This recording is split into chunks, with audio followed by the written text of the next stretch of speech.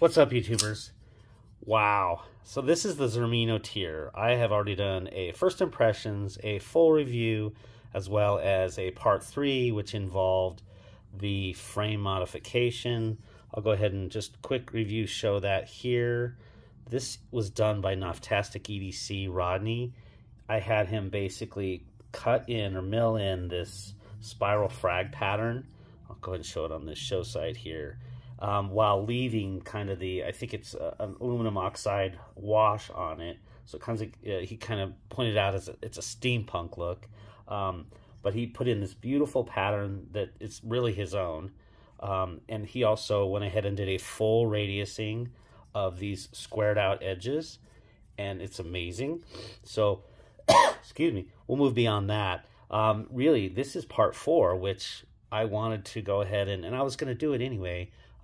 By way of John at BGM Knives, have this knife reground just because it was very low, not a great hollow ground, short, wasn't very thin behind the edge, and so wasn't as functional. So Rodney also did an HRC test on this knife, and this is the AEBL model, which was 59.2 HRC, which is fine by me.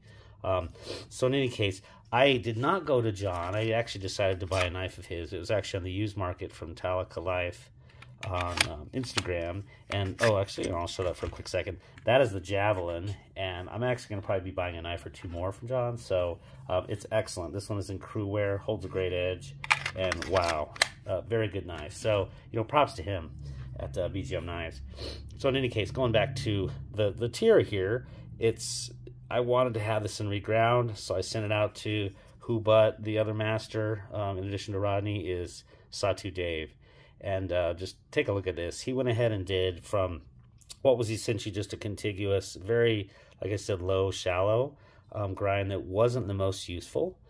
He went ahead and did this one. I believe this was a number 8 wheel, and then he did a compound ground up here. So this is actually a hollow too, not a flat like oftentimes compounds are, but it was with a less aggressive wheel. So it's a little bit thicker there. It keeps that tip strength up there. That was a number 14 wheel. And then, of course, he did a flat on the swedge here. So, man, Dave did an amazing job. And not only that, I was not even expecting this. The pocket clip that comes with the Tyr, it was functional, but it was just kind of a bendy titanium one. And Dave went ahead and milled me a custom clip for this one. And it's absolutely ridiculously awesome. It's not only fairly deep carry. If you take a look at that, that's all that's going to be sticking out of your pocket right there. It's very functional. It's titanium. He matched the blast, the aluminum oxide blast, just perfectly. So if you kind of take a look at this, you can't even tell that this isn't real. This is absolutely insanely good.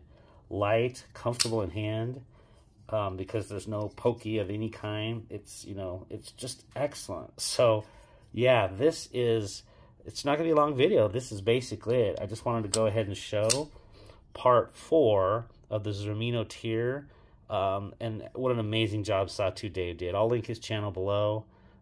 And really, Dave, I can't thank you enough on this one. It's absolutely fantastic. Last thing I have left to do, and he did offer to go ahead and do a belt sharpening on it, but I'm going to go ahead and take this one to a mirror polish. AEBL does a great job. It's, for those that aren't aware, it's used in razor blades. So I'm actually going to go ahead and whip up my Wicked Edge and reprofile this one from where it's at. It's not entirely symmetrical, this edge, but I'm going to go ahead and take it to a 20-degree angle, full reprofile, and take it to, I can go to about, I don't know, 1100 mirror polish, 1100 grit ceramic. So this is, in fact, becoming one of the greatest knives ever made in my book. Took a little bit of time and effort, but, so that compound grind is just amazing. Thanks, Dave, and hope this was interesting to check out. Take care until step 5. Bye.